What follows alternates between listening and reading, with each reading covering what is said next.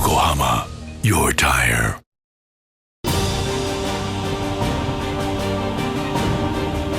The brightness, called brilliant, blinding and vivid, Valentine.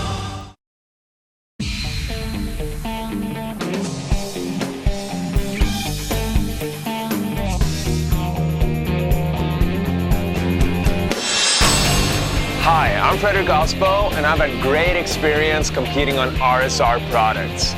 Not only do they offer ultra-high performance at the racetrack, they also ride very comfortably. RSR Ichiban!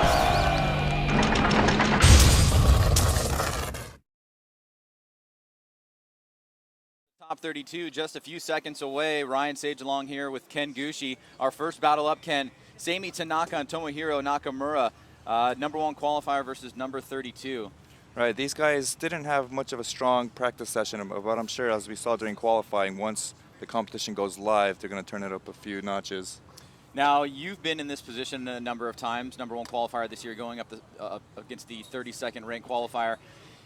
Back in the day, that seemed to be very challenging because of the unpredictability of the 32nd ranked qualifier. Now the field in the FDUS is pretty strong, but do you still have some hesitation against the 32nd ranked driver? Absolutely. I think the top 32 battles are actually scarier. Actually, for me, honestly, I get more nervous during the top 32 battles than I do going into the top 16. Because once you get into the top 16, hey, you know you're in the main show and you can just go on with the flow, but top 32 battles are pretty nerve-wracking, along with qualifying. And getting knocked out in the top 32 is obviously a very, very challenging position to be in if you're trying to accumulate championship points. Yeah, at the same time, if you qualify first, you know, that's not a really good feeling to get knocked out early in the first rounds. Right. All right, our first battle up, Seimi Tanaka, Tomohiro Nakamura. Flag getting ready to drop here. The first battle of the afternoon, 32 drivers competing for 3 spots on the podium. Green light ready to drop here. Seimi pulling out that top qualifier spot by the higher of the 2 runs between him and Andrew Gray. So he'll do first battle here using the FD USA chicane. Most drivers pretty used to it by now. And here we go, Seimi Tanaka and Nakamura come down the front straight. Seimi already pulling a little bit of a gap here, trying to stretch it out of that outer zone. Nakamura falls back. Seimi bringing it around to that first inside clip. Nakamura now trying to close the gap here as Seimi, nice job on that final inside clip, and Nakamura losing a little bit of angle there. What happened on that first run, Ken? Ooh, judging must be hard because it looked like Seimi did pull off a pretty decent gap right off the bat, but he did not reach outer zone 2. You can see right here. The follow driver is supposed to mimic the lead driver, but he did manage to get out to outer zone 2. At the same time hitting that first inside clip, and it looked like Seimi wasn't committed throughout the rest of the course, while Tomohiro was on throttle the entire time for the ladder of the track. If you had to get in Seimi's shoes and you were in his position, what is your spotter telling you right now after that run? Ben would be telling me that I had a really shallow line and the advantage is probably not mine, so I gotta really mirror the lead car's driving and get it up to his door. Not to give away any trade secrets, but how important is it for your spotter to give you as much factual, truthful information in preparation for your battle, or do they hold back a little bit so you push harder? No. It's definitely more important for the spotter to tell you everything you need to know to make sure that you can get the W for the battle. Anything from how the other driver initiates, amount of smoke, speed, angle. And based on that data, you can really adjust your driving style and hope to push hard. And how much research do you guys have on fellow competitors in terms of entry speed and tendencies and things like that? That all comes from the spotter as he observes practice and qualifying. But here we go with their second run. Nakamura this time taking the lead against Tanaka. Nakamura initiates, comes off the wall, way on the inside line. Nice adjustment right there by Tanaka. Using him like a moving clipping point. Nakamura goes way wide on that first inside clip. Now both drivers swinging back around as Nakamura crossed the finish line with Seimi Tanaka right there in tow. All right, I don't know if Seimi's spotter told him to turn it up, but he did exactly that. And although Tomohiro or Nakamura did not get out to outer zone 2, Seimi was able to keep a close distance to his door, as you can see right here from entry. Now, Nakamura did have a shallow line going through outer zone 2, and he did entirely miss inside clip 1 with a little hiccup right there. So I'm pretty sure Sammy has a huge advantage on this run right here. How quickly can you react when a lead driver is making a fault and you have to adjust using like a moving clipping point? Is that just come to you naturally as a driver, or is it something you have to consciously think about? No, it's quick, but before they even make that mistake, you kind of see it coming, and you sort of just anticipate what he's going to do and make the proper adjustments needed. So here we go. Results are in. The win will go to Sami Tanaka. All 3 judges, Ryan Lantane, Daijiro Yoshihara, and Andy Yen, giving it to Tanaka. He'll move on into the top 16, take a break. And so number 1 qualifier will get the win on this one. That's probably going to be a huge relief for him. Yeah, I would think so. All right, our next battle up, Hide, Kozama, and Yoshinori Shinozaki, our number 16th and 17th qualifiers, so mid-pack drivers here competing for that spot. It will go up against Tanaka in the round of 16. Car 74 and car 39 ready to do battle here. The higher qualified driver will take the lead on run number 1 and chase on run number 2. Now this battle should be close considering they qualified literally right next to each other, 16th and 17th.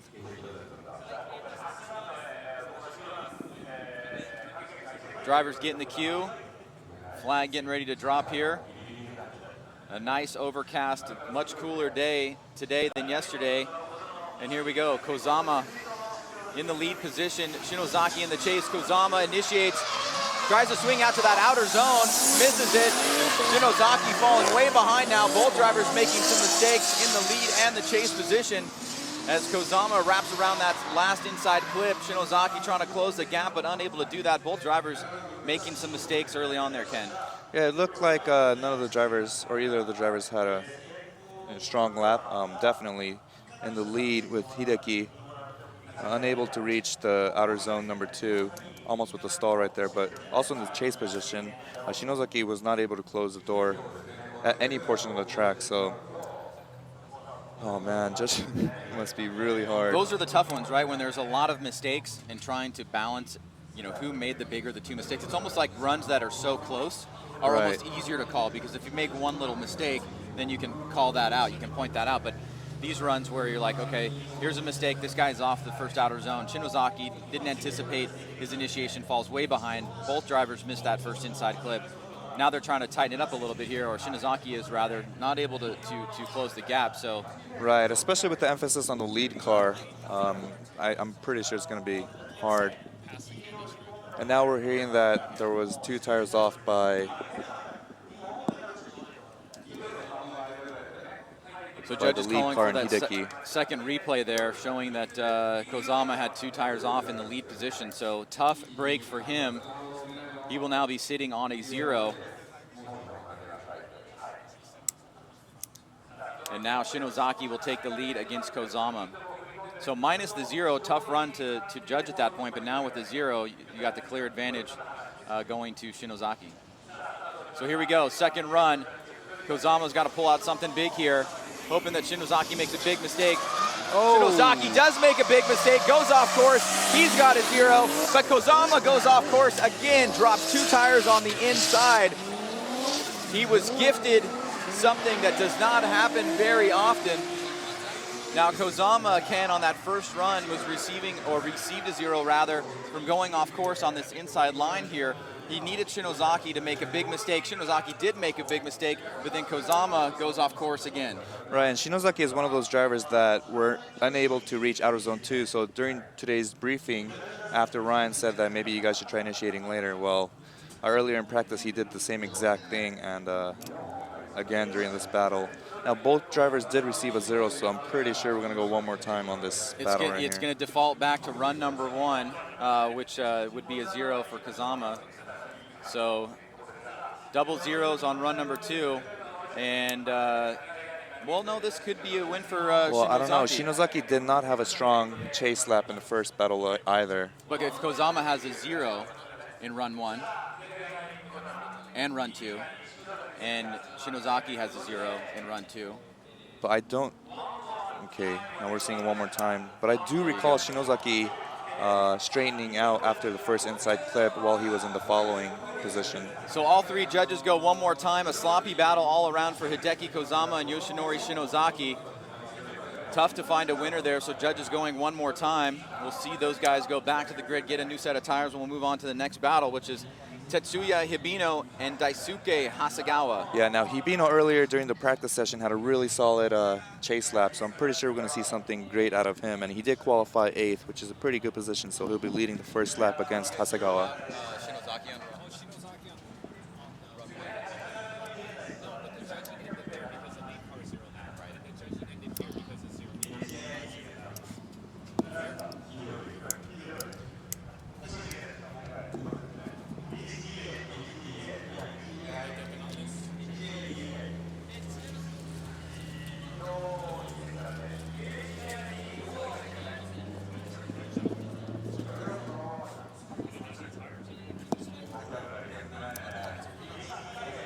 So, a one more time battle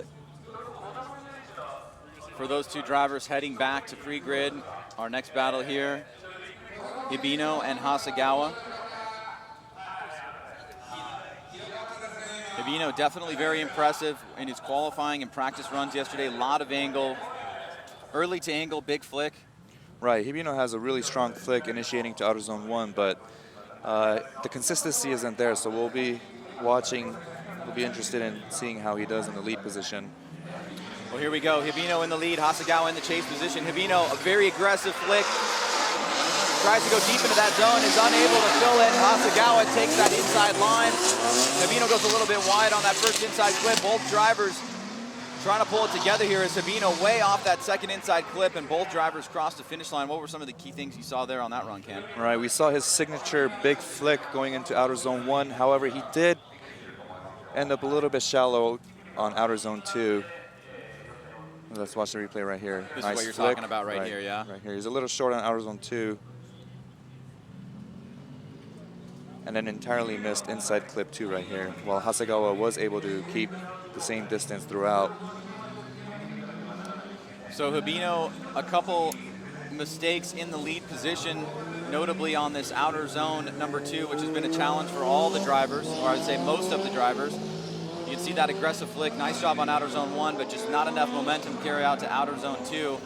Hasegawa, you would say pretty decent in the chase position, all things considered? Yeah, no major mistakes from Hasegawa, but we'll see on this second lap, as Hibino did have a really strong chase lap, or a few chase laps during practice. So both drivers resetting, going back to the start line. Hibino will now take the chase position against Hasegawa. Both now, drivers desperately trying to move out of the top 32. Yeah, there were no mistakes from Hasegawa, but with the emphasis on the lead lap from the judges, I don't know if they're going to ding Hibino on the distance to outer zone 2. Right. So Hasegawa just needs to lay down a solid lead run. Just, I say.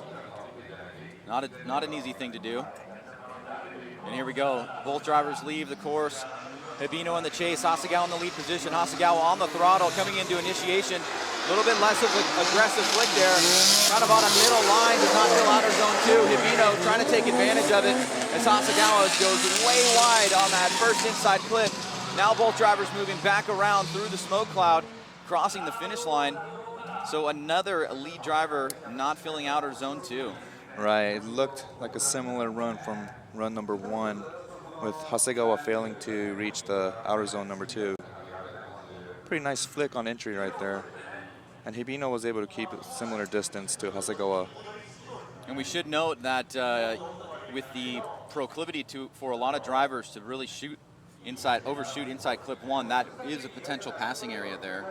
Absolutely, I think that's the only passing area, considering inside clip 2 is an easy one. We don't see many drivers overshooting inside clip 2. Taking a look again as we finish up run number 2. Judges putting their scores in. There's Hasegawa overshooting that inside clip there. If I'm going to go lead lap to lead lap, however, I will give Hibino the advantage on this one. Okay. He had the better entry. He was closer to the wall on outer zone 1, and was a little bit deeper on outer zone 2. So here we go. And you're right, Ken. Judges agree. Tetsuya Hibino gets the win here, staying a little bit more consistent than Daisuke Hasegawa, who will be knocked out of competition. And Hibino will go on to face the winner of this next battle of Masashi Yokoi and Kazumi Takahashi. Actually, we're going back to the second battle with Kozama and Shinozaki. A one more time battle.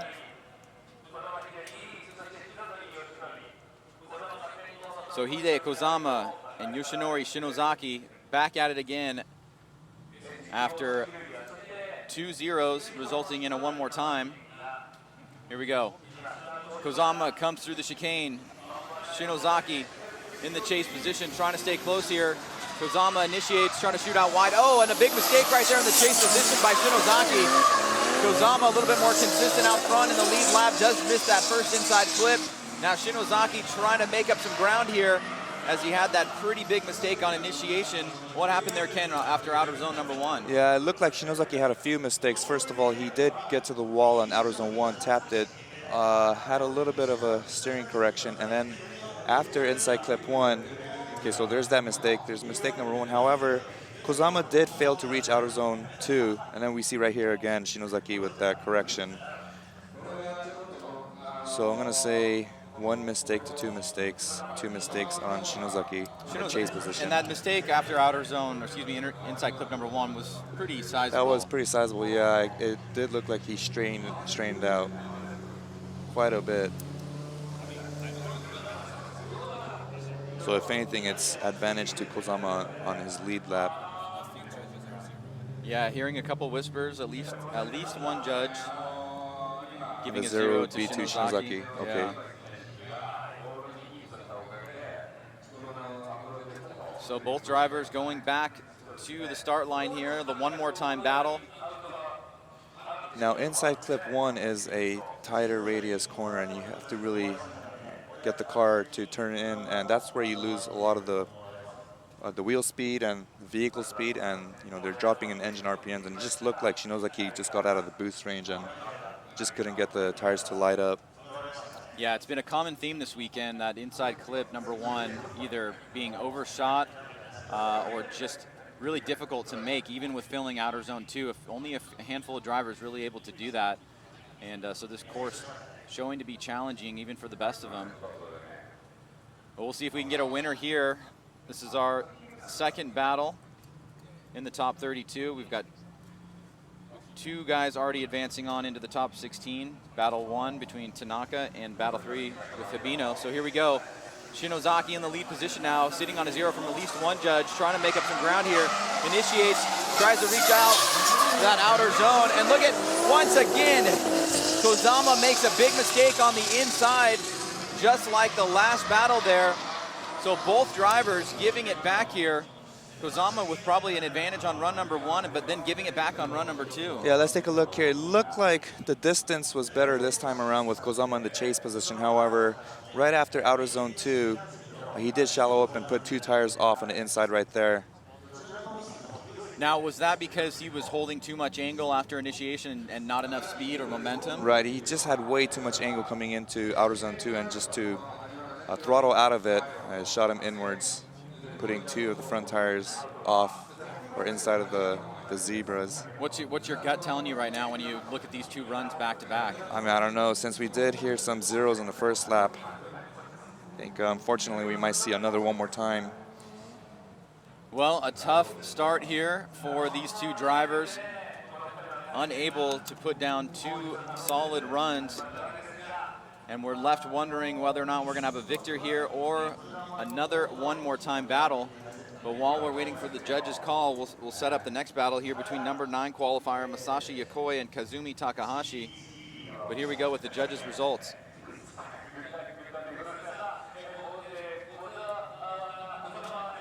One more time from Ryan Lantane. And there we go again. Daijiro Yoshihara coming in at one more time. Andy Yen felt there was enough to give it to Shinozaki, so majority rules, it's going to be a one more time. These guys will go back, get another set of tires, and we'll move on to the next battle. So I'm going to assume that the earlier correction by Shinozaki, a few of the judges thought it was a 0, but maybe the correction wasn't significant enough for Andy to be a 0. But this next battle right here, Yokoi, I'm really looking forward to this battle right here. And Takahashi, who qualified 24th in the JZX 100. This should be an interesting battle. As we see, Yokoi will be leading on the first lap.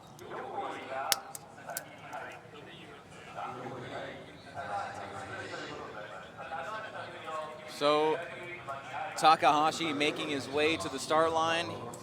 He'll line up in the chase position against Masashi Yokoi. Well, it's turning out to be a really beautiful day here at Suzuka Twin Circuit. Weather is very nice. It's been hot all week leading up to this, and now we've got some nice cloud coverage. Are these better conditions for vehicles than yesterday? I believe so. It's easier on the engine. You know, your air intake temps are lower. You probably have more grip, predictable grip. Here we go, Yokoi in the lead position, Takahashi. Yokoi, nice initiation right there, tries to go deep into that zone, and a big mistake right there by Takahashi in the chase position. Yokoi going through the paces here, looking pretty flawless in the lead, but Takahashi having that sizable mistake right after outer zone number 1. Yeah, that was a very, very solid lead lap by Yokoi, and that was the type of runs I was seeing from him during practice yesterday before qualifying. So as the judges say, you know, they're asking for a 100-point style qualifying run, and I think we were able to see that right there. He did come up short, but if you look behind, Takahashi did have a sizable mistake in the chase lap, so I think this is a huge advantage going into run number 2 with Yokoi. And what happened to Takahashi there? Is that just ill preparation in terms of knowing how to initiate against a driver like Yokoi? Is it nerves? What happens when you make a mistake? I mean, it like could that? be a few different things. He could be, you know, feeling a little bit of pressure going up against someone who knows this track really well. It just looked like he locked the front brakes and couldn't get the car to rotate as he wanted. So sitting on a deficit is Takahashi. What will probably be a 0 for the judges, I assume. A big straight there. Yeah, if it's not a 0, it's a huge deficit on his end. So Yokoi one step closer to moving on into the top 16. He just looks very confident in that lead lap in his car. Just really looks like he knows this track really well. And this S15 compared to the US S15 is very similar. It is setup-wise. However, this one uses a SR20. It's a 4-cylinder turbo compared to the FD USA car, which is a 2JZ. But steering-wise, I was talking to him earlier. He said it's very similar with a lot of angle and predictability. He seems to be one of the drivers that's going with that trend of kind of a lower tire pressure too. All right, here we go. Takahashi got some room. We got a lot of room to make up here, but Yokoi not giving him any room. On the inside, door-to-door action here. Nice job by Yokoi, staying aggressive even with Takahashi on that big deficit and plowing through that inside clip. But a nice chase run by Masashi Yokoi. Yeah, that was a very, very nice chase run by Yokoi. We saw that Takahashi did go a little shallow coming off of outer zone 1, going into outer zone 2. And Yokoi was able to mimic that. Now, he did utilize Takahashi as the moving clipping point. Now, we do see Yokoi drop one tire off right there, but I don't think that's sizable enough to take any advantage away from him. So nice job by Yokoi anticipating the movement of Takahashi in the lead run. Yeah, that was solid. This should be an easy win for him. And an advancement on into the top 16. And for Takahashi, just that big mistake after run number 1, a big hill to climb, hard to come back from that. Yeah, I don't think I can see Takahashi winning this battle right here. Let's see what the judges have to say. But if Yokoi does move on, he's going to be battling against Hibino, which should be another good battle going into the top 16. And there we go. All 3 judges giving it to Masashi Yokoi. You gotta love that confident smile there. Takahashi has a bigger smile. Yeah, he's got the happy smile. All right, let's see if we can find a winner here. It does look like we've got Kozama and Shinozaki on the line once again. This is the second one more time battle. Both drivers can seem to be struggling just with that consistency. We've seen a number of zeros here. Right, they're both consistently zeroing out though. Is the third time the charm? Let's hope so.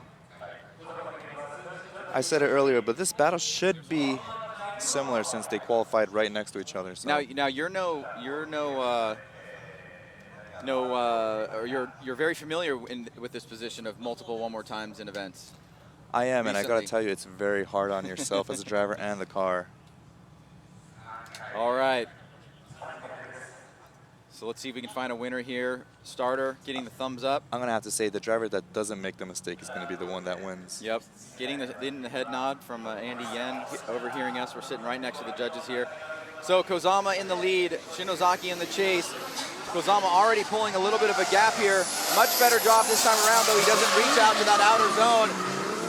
He does make it through that section of the course without dropping those tires on that inside line. Still a few mistakes here, not able to get to the inside clip as well as he should. Shinozaki in the chase position struggling a little bit, but no zeros on that run from what we can see. Yeah, not a bad lead lap from Kozama, but he still did fail to reach outer zone 2. Pretty solid initiation from both drivers, but with a sizable gap between them.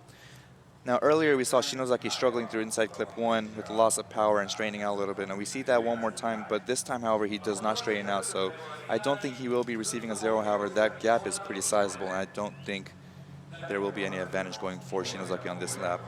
So both drivers making some marked improvements on run number 1. However, we did see a trend where Kozama was closer to Shinozaki when he was in the chase position. So as long as Kozama does not make the mistake following Shinozaki, I think we could see a winner out of Kozama on this battle right here. So Kozama, basically, it's his battle to lose at this point. Right. So it looks like Kozama has got a little bit of an advantage here. We might find a winner between these two drivers after 2 one-more-time battles. Going back to the start line. This time it'll be Shinozaki in the lead position, Kozama in the chase.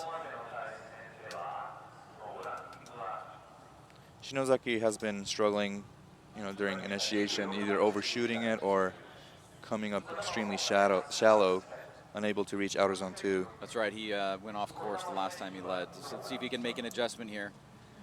Both drivers leave the line. Shinozaki heads out of the chicane, coming down the front straight, heading to initiation. Kozama aggressive already, right on the back bumper. This time Shinozaki, much better job in the lead position. Gets pretty deep into that zone, goes wide on inside clip 1. Kozama trying to chase him down, falls back for a second, but a much better lead run for Shinozaki on run number 2. And again, did Shinozaki bring the gap down to a place where the judges will be able to make a decision, or will it be too close to call? Pretty fun. This one. Yeah, this was a pretty fun battle to watch right here. He was very aggressive from the start. Kozama right on Shinozaki's door.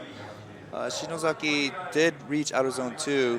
However, Kozama was able to keep that distance. But we do see a tire drop from Kozama at the exit right there. And I don't know how the judges will see that, but I don't think that was sizable enough to give any deficit on Kozama's end. So it sounds like we had an advantage to Kozama on run number 1. Shinozaki, much better lead run this time around, but Kozama stayed with him for the majority of the run, just making a couple minor flubs.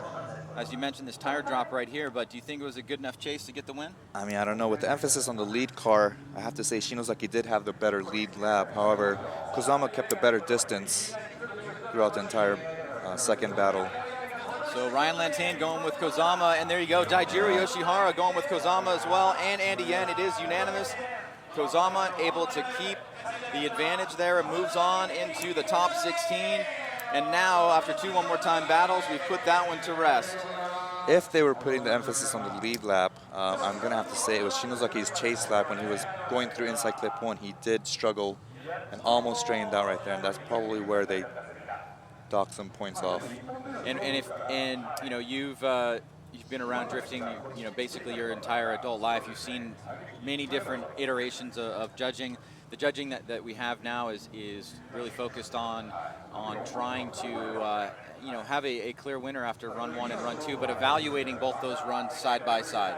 Right, and then you also have the chase driver to consider. Now, there's all these different elements that you got to work around. So it's not always just the distance that you're maintaining, but also the emphasis on the lead lap, how clean his lead lap is as a driver. Because if you don't have a clean lead lap, it's really difficult for the chase lap to maintain drift. All right, well here we go. Our next battle up, Fukada and Yamaguchi. Fukada comes down the front straight, aggressive flick, very early too, shoots out wide, almost to the zone, and then Yamaguchi, a big mistake, straightens in the chase position.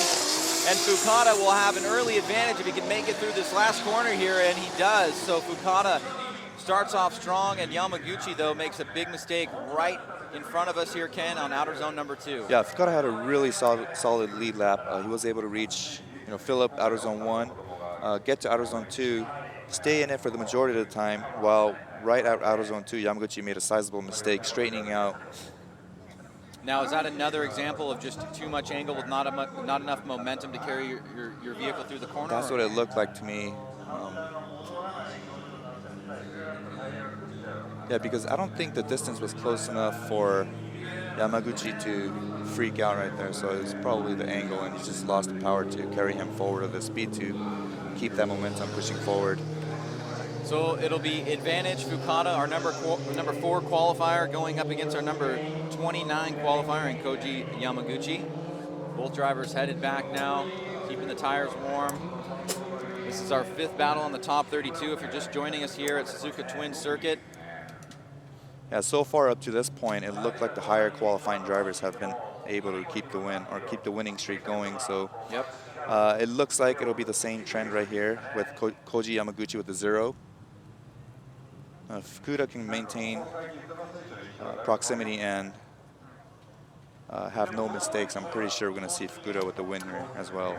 And one of the things that the judges put emphasis on as the lead driver is really driving that close to a 100-point run. And if you don't, and you take a tighter line but pull a gap on the chase driver, they're going to look at that as a negative. Yeah, and that's exactly what they emphasized during the driver's briefing. All right, here we go. Yamaguchi starts off a little slow there. Throws a lot of angle in the car, but is not able to reach out to outer zone 1. Fukada adjusts, stays with him. He's about 2 car lengths back as Yamaguchi gets on the throttle, extends the lead. But going back to run number 1, it'll be a big hill to climb if Yamaguchi wants to get the win here. I don't know that he did enough. Yeah, Fukada was not able to reach outer zone 2. However, Yamaguchi wasn't actually able to close the door either. So if you take a look after outer zone 2 and inside clip 1, we'll see that Yamaguchi was able to pull away from Fukada. I don't think that will be an active chase. So you got basically a 0 versus a decent, poor, decent average chase run, right? Basically. Judges' results in quickly here. Koji Yamaguchi, Tadahiro Fukada.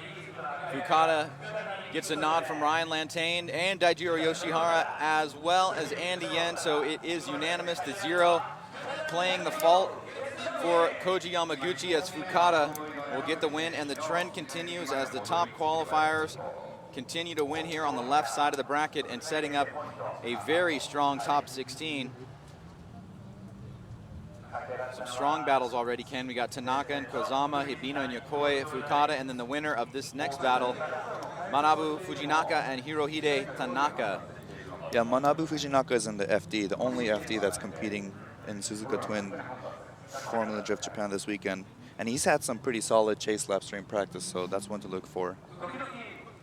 So Fujinaka is on the line waiting for Tanaka. Tanaka now making his way over. Now, Tanaka was struggling during practice in both the lead lap and the chase lap, so I don't know how well he's going to do here. We see both drivers getting prepared here. Car 85 versus 622. The number 13 qualifier against number 20. So a little bit closer in qualification here. Here we go. Fujinaka will take the lead. Tanaka in the chase position. Fujinaka already blazing out of the gate. Nice job on that first outer zone. The second outer zone, pretty decent job there as well. And then look at the mistake right there by Tanaka. Another driver with a lot of angle and not enough momentum to carry through the corner.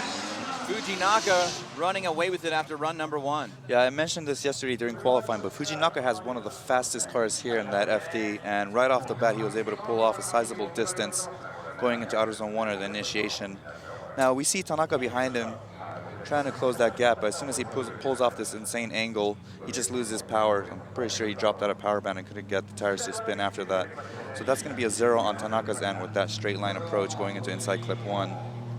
So a big advantage here for Fujinaka as the trend continues. The higher qualified drivers doing well against the lower qualified drivers, with the exception of that the two one more time battles between Hide Kozama and Yoshinaro Shinozaki. It's been pretty consistent so far. Tanaka kind of limping back to the start line here. Yeah, Fujinaka's FD is fast though. I'm going to say that again. I drove with him during practice at Okayama, and he was one of the few cars that I had a hard time keeping up with on a straightaway. Remind me again what car you were driving there? I was driving the Greddy Performance FRS at Okayama last December. That was a cold December. That was a very cold December. So Tanaka looking a little mysterious here. Now gets the vehicle into gear. Yeah, I don't know if he's still having some car troubles, because earlier it just sounded like he was missing a cylinder or just misfiring, or there's some sort of popping. All right. So Tanaka with the disadvantage. He will lead.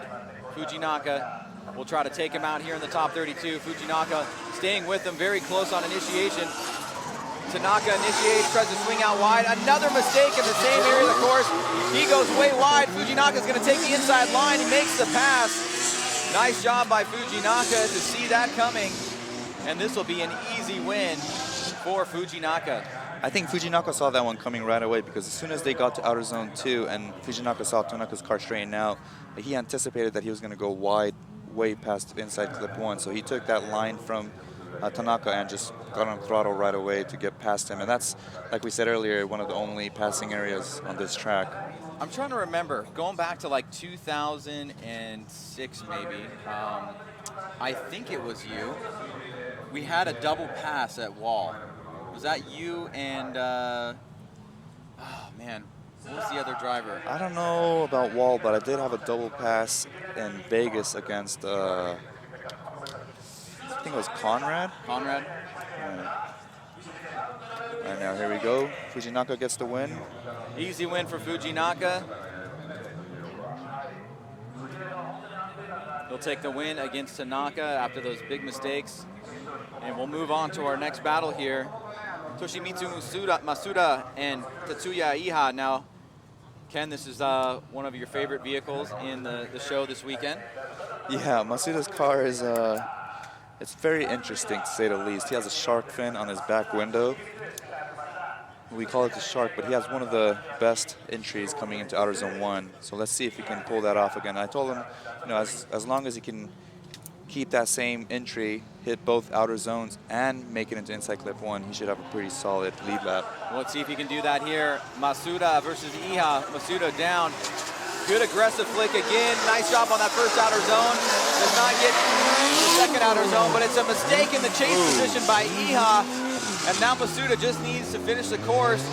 It looks like he will with no problems there. So seeing some uncharacteristic mistakes from these drivers in the chase position. And Ken, was that an example of the kind of the same scenario from the previous run?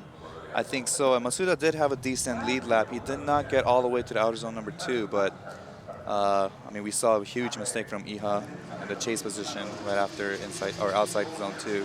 This is a pretty solid initiation by Masuda. There we see the spin right here from Iha, so that's going to be a sizable mistake. It's going to be a 0 actually. And Masuda looks very, he's very excited right now. Now, for those of you at home that don't know, that is also Daigo Saito's mechanic. Right, Masuda is Daigo's mechanic in Japan. He used to go to the States to follow Daigo around, but now he's a driver. And if you listen to his throttle input, it's very Daigo-like. He's always pegged to the floor here in the rev limiter. Now, as long as Masuda does not make a mistake, I think this should be an easy win for him. So Iha has got himself in a deep hole here to try to climb out against Masuda, who has been relatively consistent throughout the weekend, not making too many mistakes, and he's got a big advantage after run number 1. So Iha, let's see what he can do here. Masuda already applying the pressure as Iha comes into the initiation point, initiates at the number 2 cone, sneaks out wide outer zone number 1, so nice job there, but he's gonna go wide on inside clip. Masuda is right there. Wow, wow, Masuda very aggressive in the chase position and not backing down at all. Wow, yeah, Masuda did not have to pressurize or put that much pressure on Iha, knowing that, or I don't even know if he knew that Iha spun behind him. Does he even have a spotter? I don't know, but that was a lot of pressure coming from Masuda to Iha. So what's going on right here with Masuda? He's got an inside line here. I'm pretty sure that he had to stay on throttle there because if he had lifted, he would be risking straightening out, which would result in a 0. And that he really did not have much room to play with right there on the inside of Iha. Let's take a look at this again because it didn't look like it from our vantage point, which is looking at the backside. But does I think Masuda, you're talking about the 2 wheels going off. Does he drop 2 tires It here? looks like he does. Ooh. Right there. So Oh no. this could be a one more time. It was a great show nonetheless, but So a tough break right there from Masuda, who had an obvious advantage after run number 1. Looks like he gave it back to Iha, who's possibly going to get a break here. And yes, Ryan Lantain says one more time. There's the second one more time from Daijiro Yoshihara. So 2 zeros by the chase driver. Chase drivers, that is, resulting in a one more time. So Iha will have another chance here. And Masuda maybe take a little advice from the spotter. And if that happens again, just kick back a little bit. I think from what I'm hearing, Masuda does not have a spotter. So, yeah, he did not have to put that much pressure on Iha. All he had to do was complete a clean, safe follow lap behind him. Unfortunately, with those 2 tires off, that's going to result in a 0. So we'll go one more time with that battle. And we will move on to the next battle with Kazuya Iizuka and Daichi Oshiro.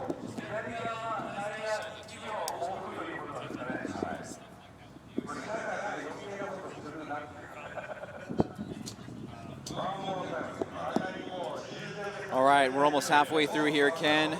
Like you said, our number 12 and 21 qualifier of Iizuka and Oshiro on the line. Ready to do battle here as we wait for Oshiro to come to the line. Now while we wait, Iizuka actually had some pretty solid runs during practice yesterday and this morning as well in his big body JZX100. Actually, both of them are JZX100 Mark IIs. And you've driven a couple big body vehicles in FDJ. Yeah, they're very fun cars and easy cars to drift. All right, here we go. Halfway through the top 32, it's Iizuka and Oshiro. Iizuka initiates, fills that first outer zone, but look at Oshiro right there. Door-to-door action, a nice battle here. Oh, and then a mistake by Oshiro just as he was showing some impressive moves there. Loses grip, falls out of drift there, and makes a mistake. Ken, what happened to Oshiro? Yeah, there's a lot of drivers making mistakes in the chase position. It just looks like Oshiro got a little too close. I don't know if he was trying to shift up into 3rd gear, but even right here, he closes the door, but he was unable to reach the outside. He looked like he shallowed up on outer zone 2. But with that sizable mistake, with him straightening out, I'm pretty sure that's going to be a 0 on Oshiro. But Iizuka did have a pretty solid lead lap as well. So I have to say advantage goes to Iizuka. So Iizuka with an advantage after run number 1. Now you hope that Iizuka has a spotter so we can let him know about the 0 in the chase position. Yeah, let's hope so, because all he has to do now is just to maintain a clean, safe chase lap. Doesn't have to put that much pressure on Oshiro, although it would make for a great show.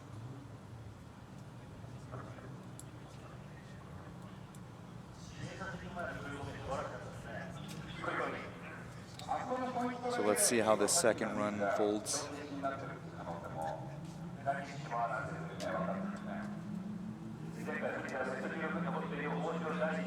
Here we go. Oshiro and Iizuka. Run number 2. Oshiro, nice job on that outer zone. Suzuka takes away the inside line, the advantage there. Tries for the pass on the inside and then straightens out. Oh my God. So we talked about it earlier on, Ken, that first inside clip, one of the locations for the pass. Now walk us through what happens here with Oshiro and Iizuka. Yeah, I'm really starting to question if any of these drivers have spotters, because all he had to do was, put on a clean, safe chase lap by Iizuka, but you know that distance was good right there, and Oshiro goes really wide. All Iizuka had to do was just go on ahead and pass him right there, but he did straighten out right here. It even looked like he had 2 tires off. So we know that there's a 0 for Iizuka in run number 1, and I have to imagine that might be a 0 for Oshiro. Well, we had a 0 from Oshiro in run number 1, and that's another 0 from Iizuka, at least from what I think, for run number 2. So I think it's safe to say that this is also going to go one more time.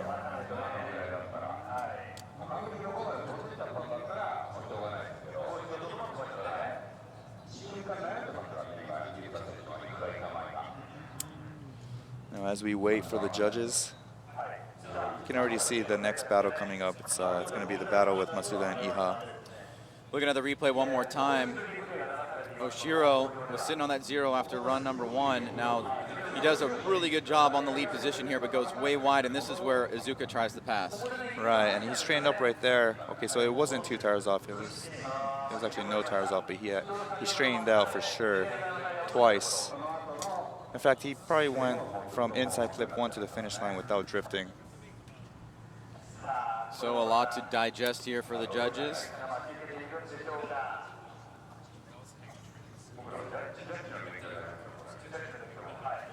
Taking a look at this again one more time. So this is the first run number 1, with Iizuka on the lead position. This is where you're going to see the straightening by Oshiro.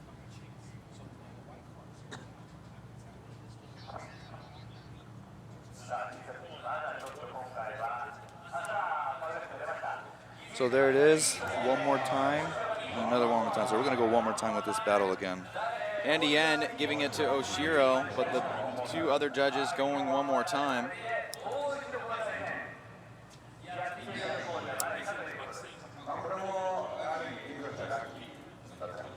I think Andy gave it to, actually, I don't know. I don't know why it went that way. All right, so that one will go one more time, and we are coming back to the one more time battle for Masuda and Iha.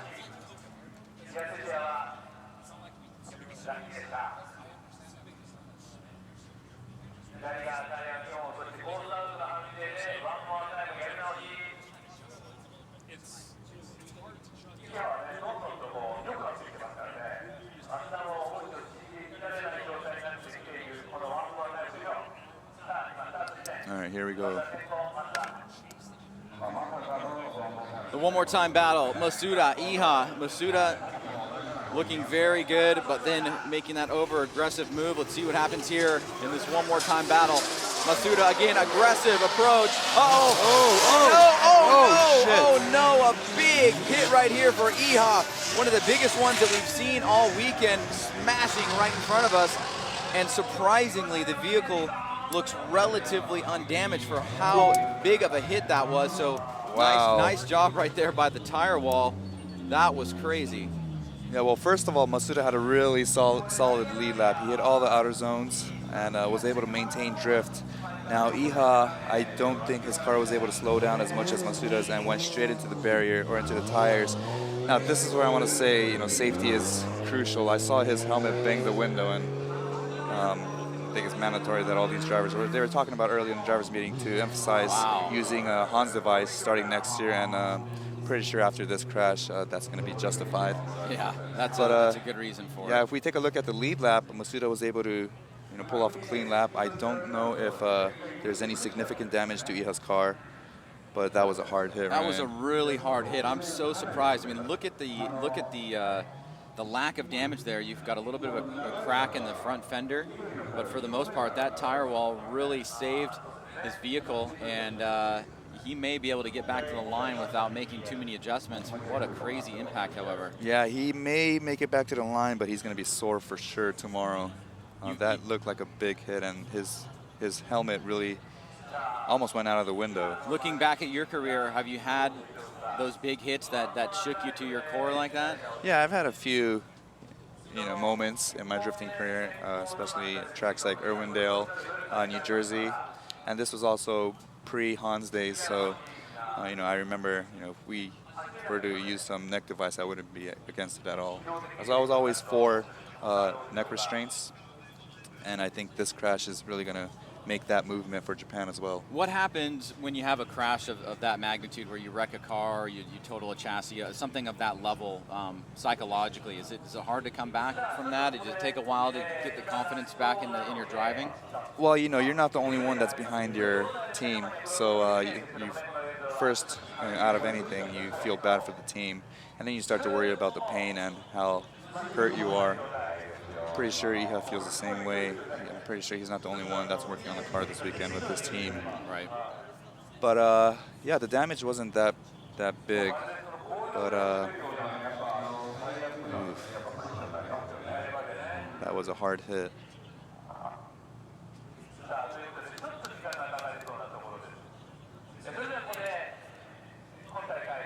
Now that's going to be a huge advantage for Masuda.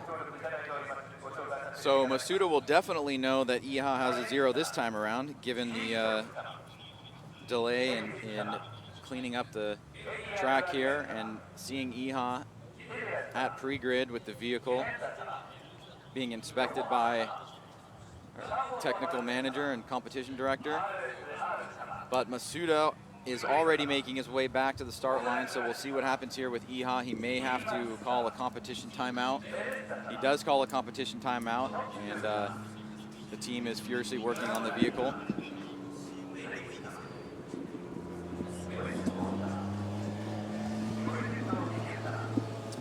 All right, well, while we find out what's going to go on with Iha, we'll take a quick moment and take a quick break. We'll be back right here in just a few moments after the commercial break at round 3, Formula Drift Japan at Suzuka Twin Circuit. We'll be right back.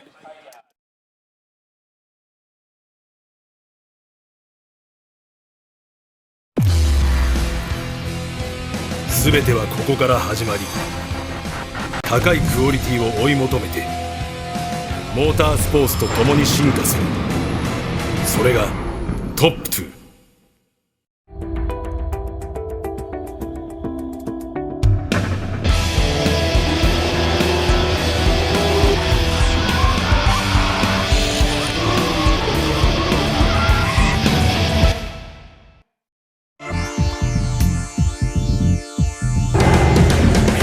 The brightness, called brilliant, blinding and vivid.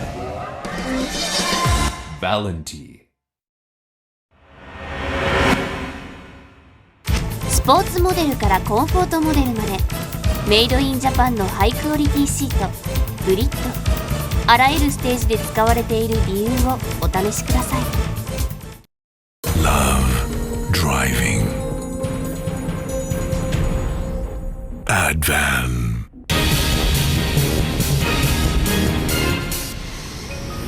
Yokohama, your tire.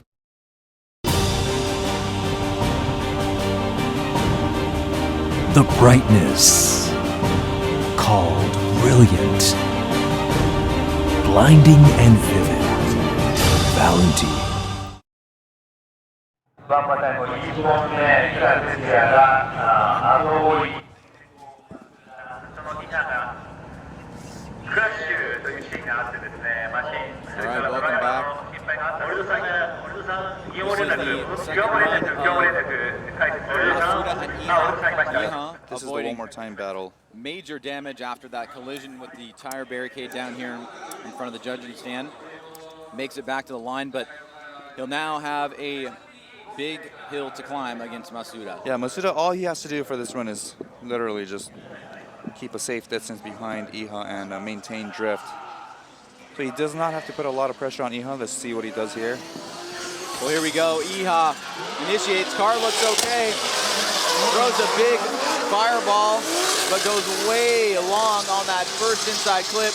Masuda, don't do it. Oh, just drops that left rear.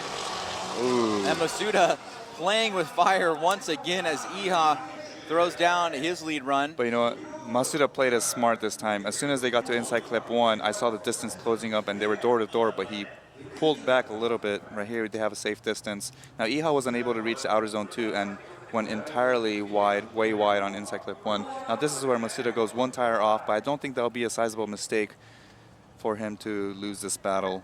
Definitely not like last time, for sure about that. And Masuda will most likely get the victory here as the scores come in early, with Iha taking that big hit into the wall. Ryan Lantain goes with Masuda, Daijiro Yoshihara goes with Masuda, and Andy Yen, all three give it to Toshimitsu Masuda, car number 44, moving on into the top 16.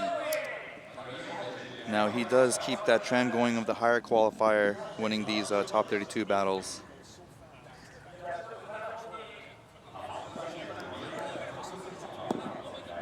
So Masuda back to pre-grid.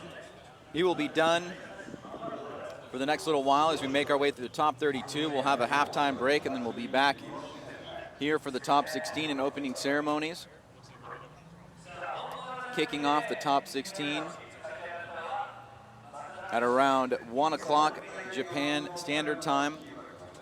Now halfway through the top 32. Our next battle up will be the number 2 ranked driver of Andrew Gray taking on Vinicius Tanaka.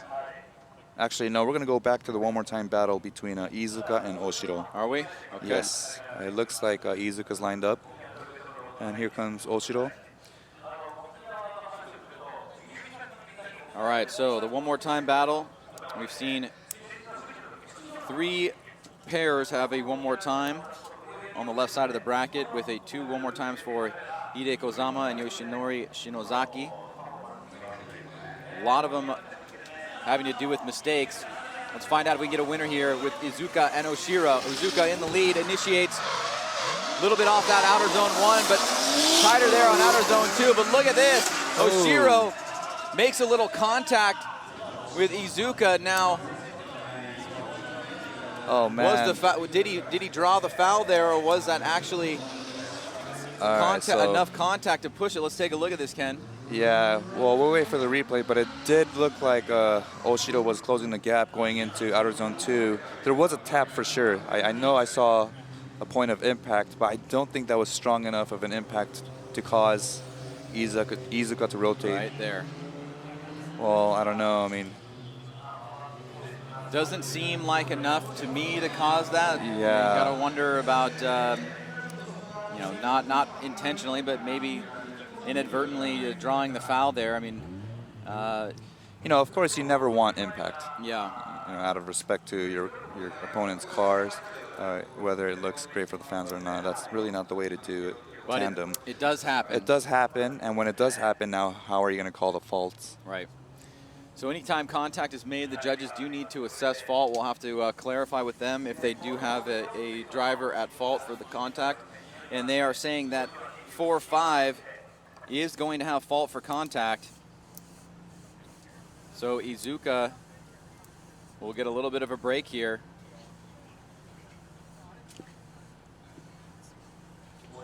Definitely seemed like light contact, but there was contact, and then Iizuka did spin, so. Okay, so Iizuka has an advantage with Oshiro crashing into him, or with impact. All right, here we go. Oshiro in the lead. He's got some work to do now. Iizuka chasing him down, staying close on initiation.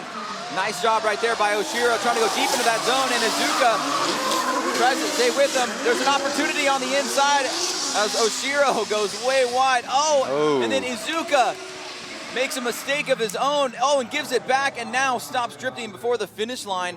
Will we see another one more time battle? I see one of the judges closing his eyes in a what looked to be disgust. Ryan, we saw the same thing happen in the second lap of the first battle.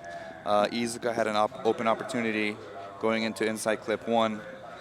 Now right here, I don't know if he should have just pulled back or just completed, maybe he should have been a little smarter and pulled back, because Oshiro did close that window right away. So we saw Iizuka drop 2 tires again, straighten out, which probably is going to result in a 0. Another one more time, you think? On paper, it looks to be that way.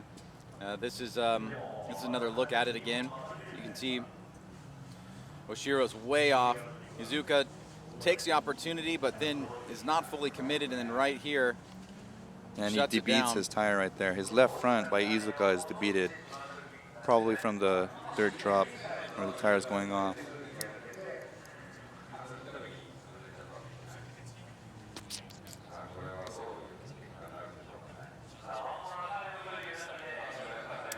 So you got to imagine that is going to be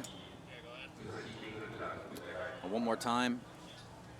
Be the second of these guys in the top 32.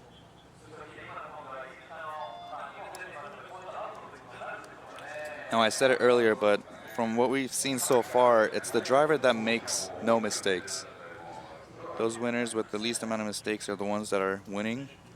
There seems to be, you know, a little bit of a theme developing here where rather than go crazy hardcore aggressive when you've got a strong advantage, play it a little bit safe, get through the top 32, and then you can play with fire a little bit more if you want to. But when you have a big advantage after a zero, it seems to be, you know, the conservative way to do it is just get through that next run. Right. But, you know, for the show standpoint, you obviously want to see close tandem. Yeah. But as a driver, when you've invested so much into this sport just to be here, you got to play it smart and strategize. If your opponent has a zero, then you keep it conservative. Well, there it is. One more time. Second one more time between Kazuya Izuka and Daichi Oshiro will happen here following this next battle, and this is the battle that we talked about earlier on. Andrew Gray, number 2 qualifier, and Vinicius Tanaka, number 31 qualifier, will do battle. The first battle on the right-hand side of the bracket. Vinicius that's a pretty interesting name. I'm going to assume he's from Brazil because I'm told that there are a few Brazilian drivers for this round. Andrew Gray, well-known Pro 2 driver back home, very strong here in this series. Takes the lead, initiates, tries to go deep into that second outer zone, has to grab a handful of e-brake as Tanaka falls back here about 5 car lengths on the latter part of the course. Andrew Gray looked pretty strong out front. Any criticisms there by Gray? The only thing, well, actually, I didn't see any mistakes from Andrew Gray, but if I were to nitpick, I would say that he could have gone maybe a foot deeper into outer zone 2. Right there, you saw some distance with his tire and the white line, but he nails that inside clip, and he does knock over the inside clip number 2, but his tire never exceeded the zebra, so no mistakes from Andrew Gray. In fact, it was a pretty good, solid lead lap. And now Tanaka had a little bit of distance to close starting from the start line going into outer zone 1, but he did close it around outer zone 2, but he was a little shallow, and that gap got even bigger right past inside clip number 1. So I'm gonna say advantage goes towards Gray. Now all he has to do is maintain proximity and keep a clean lap. However, Tanaka didn't have any huge mistakes, so he can't play it too safe here. And Andrew Gray, one of the few drivers, at least in the top 32, that is making that inside clip after filling outer zone 2 relatively decently. Right, so if the emphasis is really on the lead lap, Tanaka is going to have to pull off a really solid lead lap right here. So let's see what he can do. Got the thumbs up from the starter, Andrew Gray, known to be a pretty solid chaser as well. But Tanaka has got to lay down a solid lead run here. Let's see what he can do. Up, and he hits a chicane cone. This will be a restart. Nice job by the flaggers. The chicane, intended to get the drivers as close to each other by initiation, by allowing the chase driver to have a straight line approach. The lead driver goes through a little minor turn. How do you feel about the chicane, Ken? Do you feel that it has helped the show overall? Yeah, I'm a firm believer of the chicane, and I'm really glad you guys decided to do that because before the use of the chicane, it was pretty much drag racing. It was those drivers who had the best grip and the best horsepower, and that's not even part of the drifting. So the drifting competition starts right as you initiate into turn 1, and with the use of the chicane, it really helped close the gap between each driver for the tandem rounds.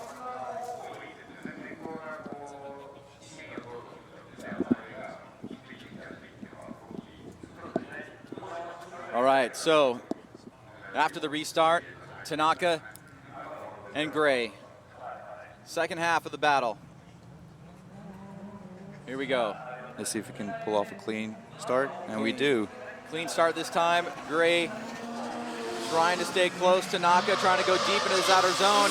He does, not a lot of angle, however. Misses that inside clip one, so run one to run one comparison. Gray. Ooh, that was close. Laying it on right there. Very aggressive by Andrew Gray. Impressive on the switchback here and staying close to him pretty much the remainder of the run. Yeah, pretty decent lead lap by Tanaka, but the chase lap is what's the key here in this battle. Now let's watch Andrew Gray close the distance between right here. Now watch right here, he's smart. He pulls back a little bit, gives Tanaka just enough space for him to close on the inside and just finishes through past the finish line. That was a solid chase lap, lead lap and chase lap by Andrew Gray. And I have to say, Andrew's gonna take this one. And there you go, Ryan Lantain giving it to Andrew Gray. Daijiro Yoshihara moving right as well, and Andy Yan, so it is unanimous. Andrew Gray continues his strong move. Wow, that was close between inside clip 1 and number 2, though. He barely gave him enough space. How hard is that to do when you're door to door like that and you're transitioning back not to tap the rear bumper of the guy? Well, at that point, Andy's hoping that Tanaka is not going to get on the brakes or make any huge adjustments mid-transition, because you're on throttle there accelerating into inside clip number 2. Now, had Tanaka made any small adjustments or got on the e-brake there, Andrew Gray would have been in the rear bumper of Tanaka. So very great anticipated move by Gray, and he gets the win. So you're holding a little bit of faith in the driver in front of you that he's going to stay. Absolutely, yeah. You got to anticipate every move he makes, and if Tanaka wanted to make any slight adjustments, I think it would have been a bad move on Gray. So Andrew Gray moves on. Our next battle up will be Michihiro Takatori and Koichi Yamashita, number 15 and 18 qualifiers respectively. And we've got 7 more battles left to go after that. Excuse me, 6 more battles left to go after that, with Daigo Saito still to come, Fujio still to come, Robbie Nishida still to come, so some heavy hitters. So this one we're actually going to go back to the one more time by Iizuka and Oshiro. So these two keep making those mistakes, both getting zeros. They keep holding us back from moving on. Every time we think we're moving on, we're coming back to these guys. All right, let's see if we can get a winner here. Kazuya Iizuka and Daichi Oshiro. One more time battle, number 2. Iizuka down the front straight. Oshiro putting the pressure on. Iizuka initiates. Nice job on that first outer zone. Really good job on the second outer zone. But Oshiro is right there, now much closer to that inside clip. There's Iizuka the second time around. Oh, and then Oshiro loses drift after laying down a solid chase run right in front of the judges stand. But Iizuka, much better job in the lead this time around. Yeah, Iizuka had a really strong lead lap right there, hitting all the outer zones, closing the inside clip. Now, Oshiro had a really solid chase lap, as we can see right here in the replay.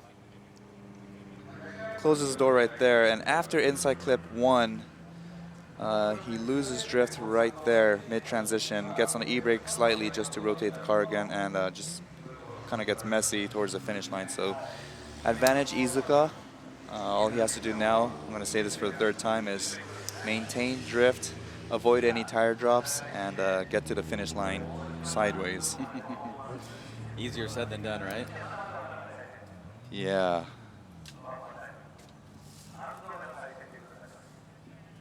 Now the problem with Iizuka is right at inside clip 1. He just gets too close to Oshiro and has nowhere to go but the dirt, and that's what we've seen twice already.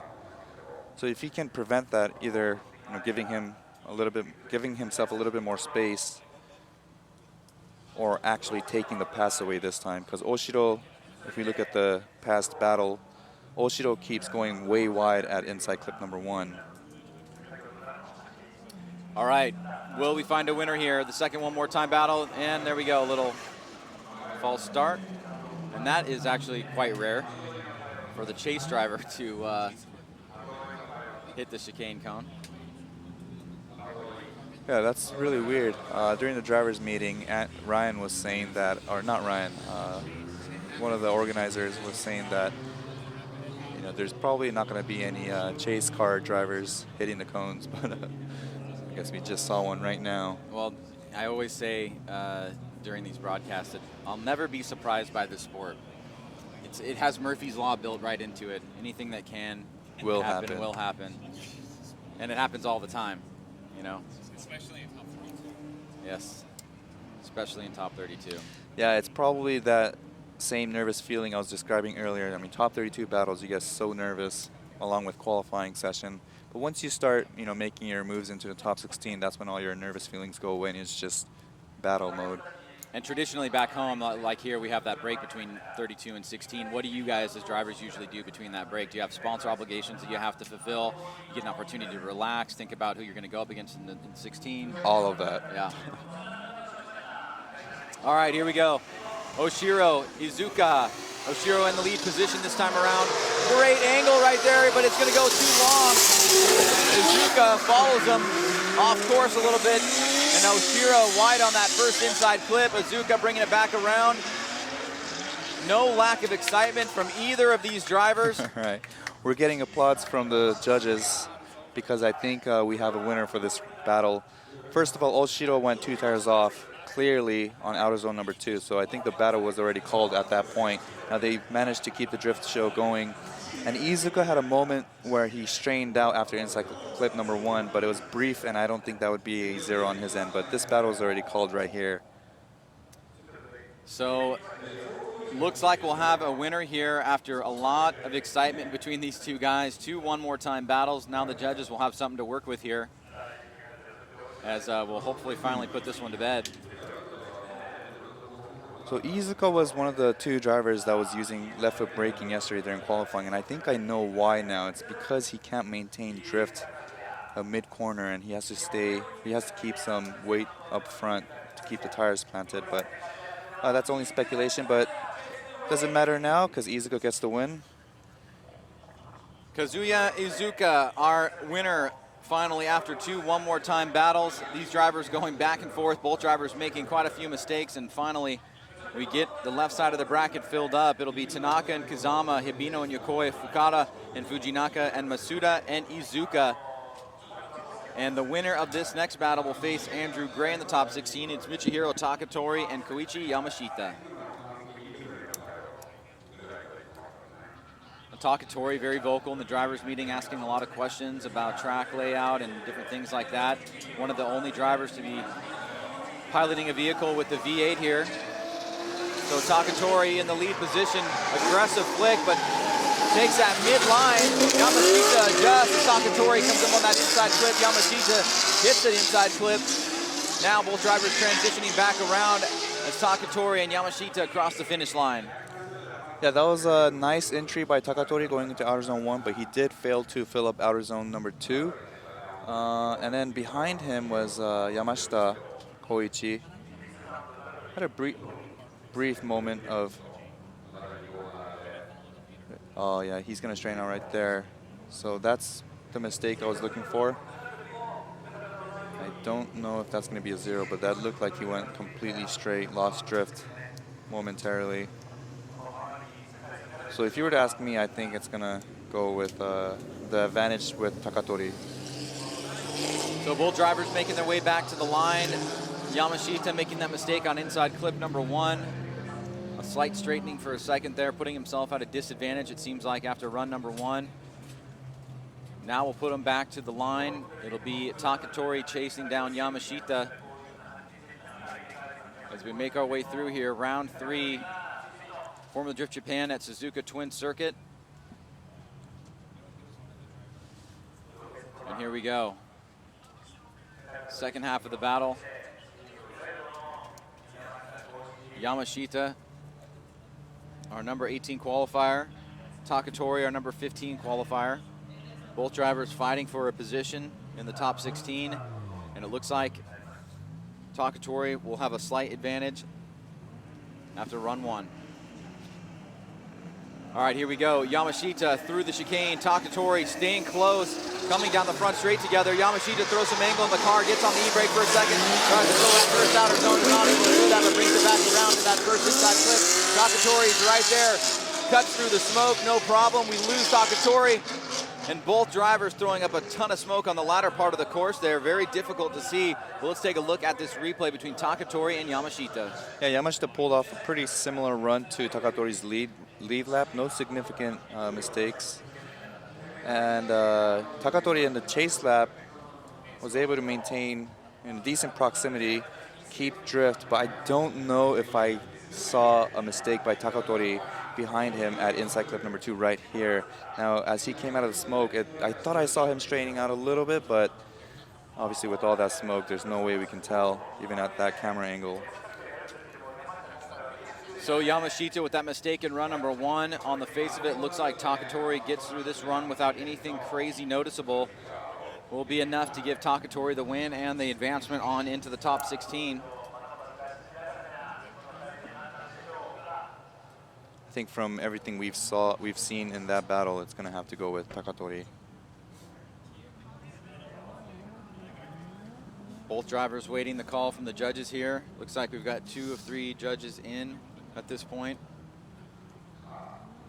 Third judge putting his scores in.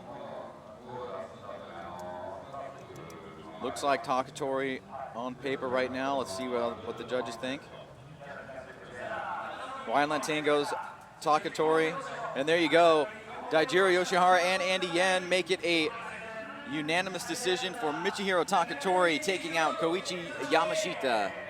Now, Takatori used to compete in FD USA. I don't know if you guys remember his name. One of the few Japanese drivers that came from Japan. And he will be getting the win.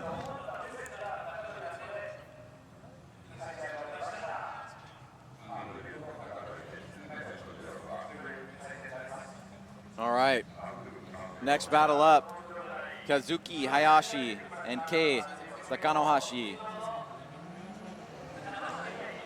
Hayashi leaves the start line down the front straight. Sakanohashi trying to hold pace as he's going very, very deep. Drops the tire, he's gonna hit wall. He makes contact with the wall. But Sakanohashi stops drifting right in front of the judging stand as well. You gotta wonder if that was to avoid contact or what happened there. This one is gonna get interesting.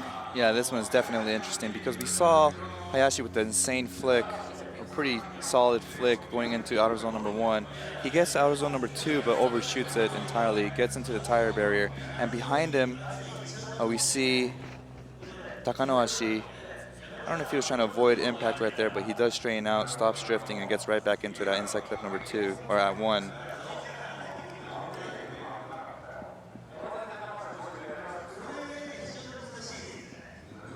So I don't know how the judges are going to call this one because it's not like Takanohashi was door-to-door with Hayashi.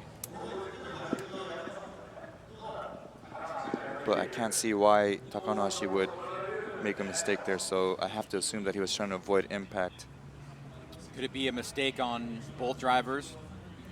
One for the contact, and then if they're able to say that he was holding too much angle here in the chase position? I don't think so. I don't think it was an isolated incident.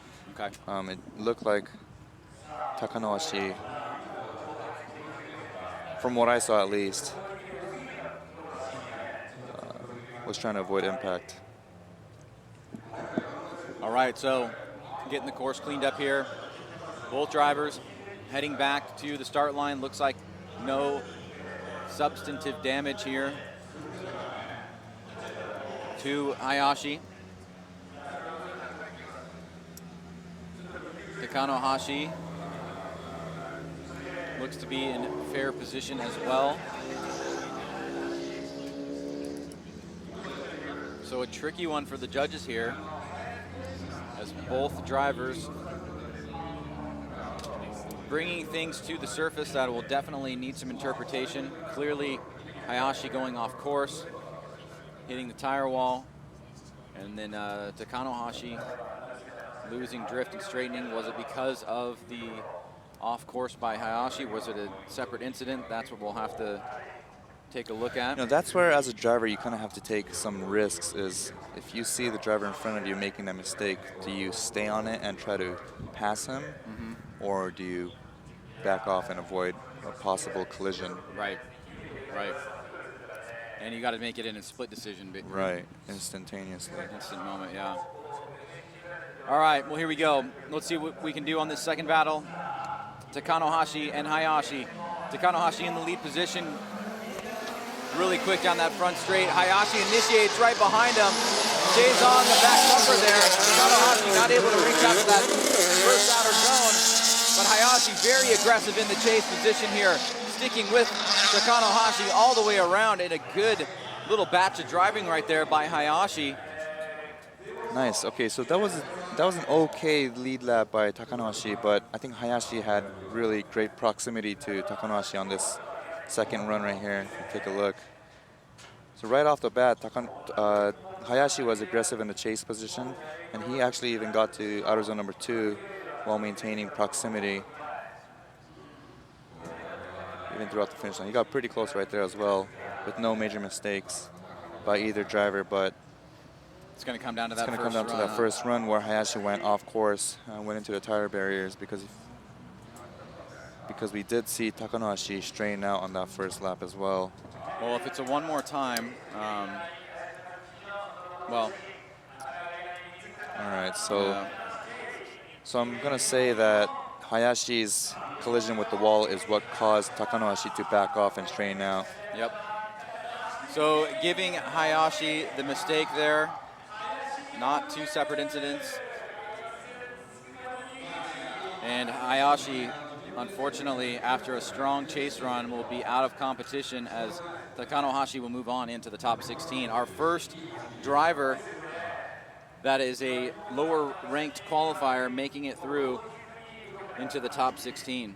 Yeah, Hayashi had one of the best entries throughout practice and qualifying with that big flick and close to the wall, filling up all the zones, but I guess for this battle he pushed a little bit too hard. All right, familiar face. A lot of you at home will know Robbie Nishida, our number 10 qualifier, taking on Atsushi Taniguchi, our number 23 qualifier. Robbie Nishida taking that more of that straight line approach. Great job on filling that outer zone. Can he bring it back around to inside clip 1? He goes a little bit long there. But then Taniguchi makes a mistake in the chase position, and Robbie Nishida looks like he'll have a big advantage after run number 1. Wow, that was a solid lead lap by Robbie. He filled up the outer zone number 1 entirely, even with the early initiation, got to outer zone 2, filled it up completely, went a little bit wide after outer zone 2, and missed inside clip number 1 by maybe a foot or so, while behind him was Taniguchi, who went way too shallow after outside zone number 1.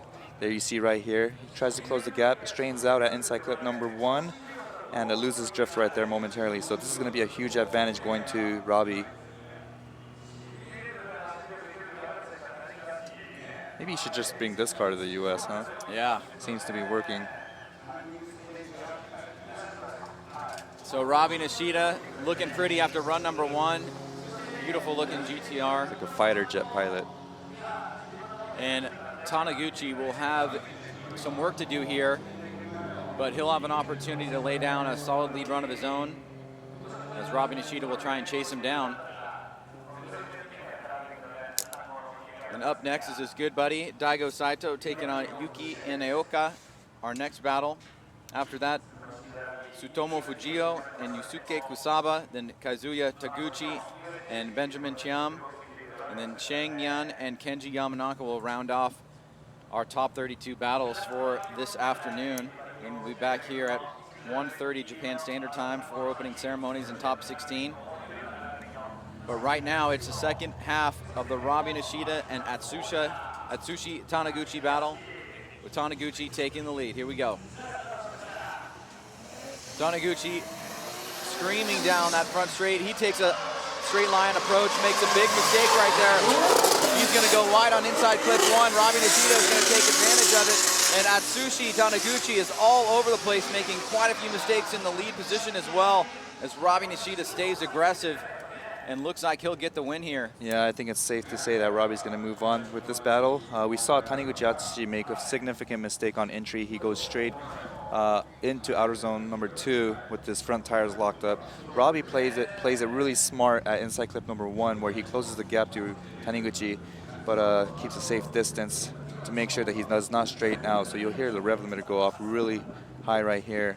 Gives him a little bit of room so he can maintain drift behind him. and finishes off the course. So I think this is going to be an easy win for Robbie. So Robbie Nishida looking impressive here at Formula Drift Japan, getting the nod from Ryan Lantane. Daijiro Yoshihara going with him as well, and Andy Yen slides right. So Robbie Nishida unanimously gets a win, and he'll move on into the top 16.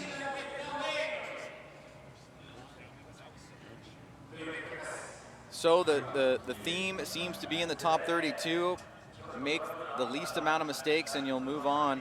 But we've seen some really exciting battles. We've seen a couple wrecks, and we've seen some close head-to-head as well, with 2 one more times for 2 different groups of drivers, and a one more time by Masuda and Tetsuya Iha, with Iha going into the wall hard, but able to walk away and sustain, surprisingly, not that much damage.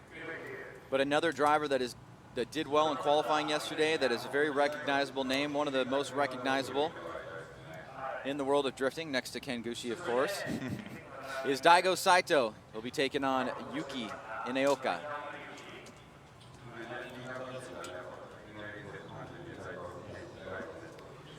Well, while we wait for Ineoka to get to line, Ken, you've got less than a month until Irwindale.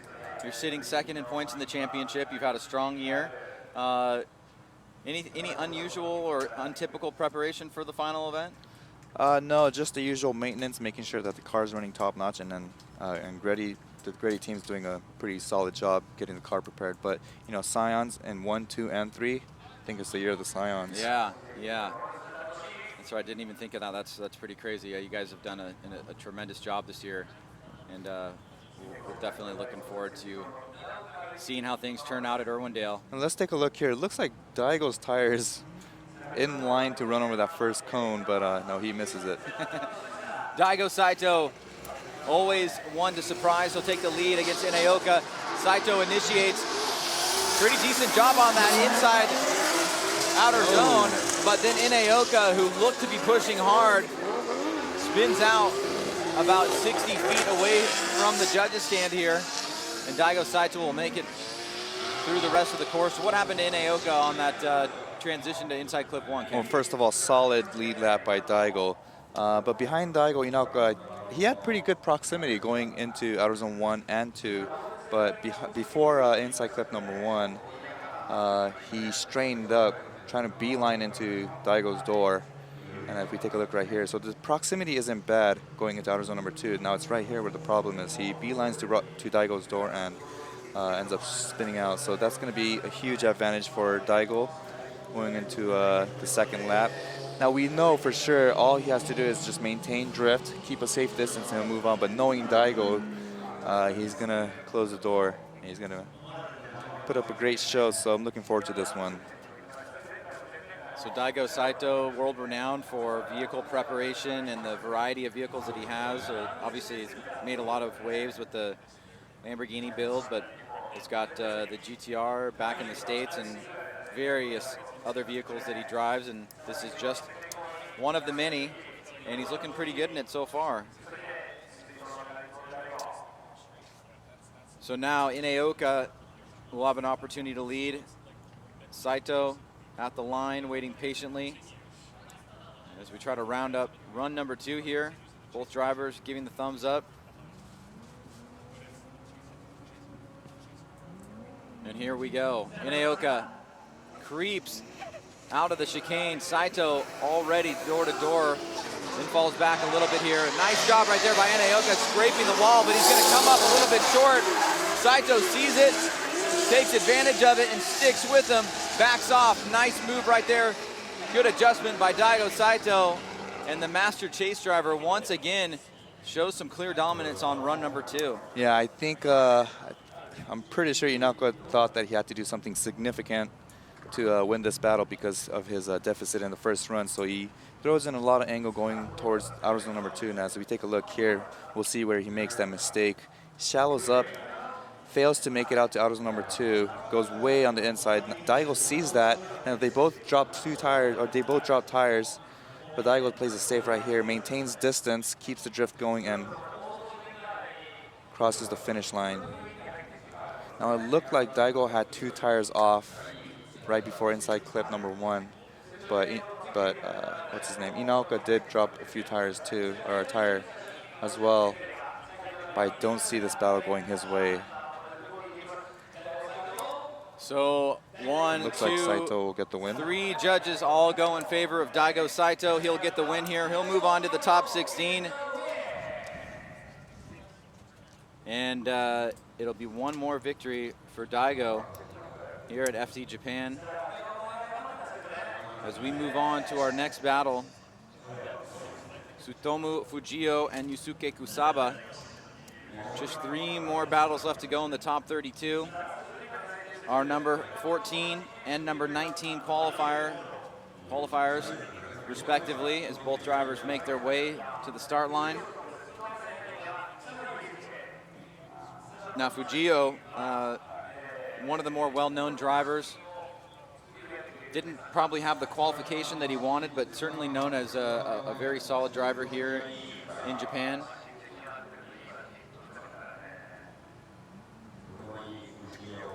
So we wait for him to warm up his tires in the background here.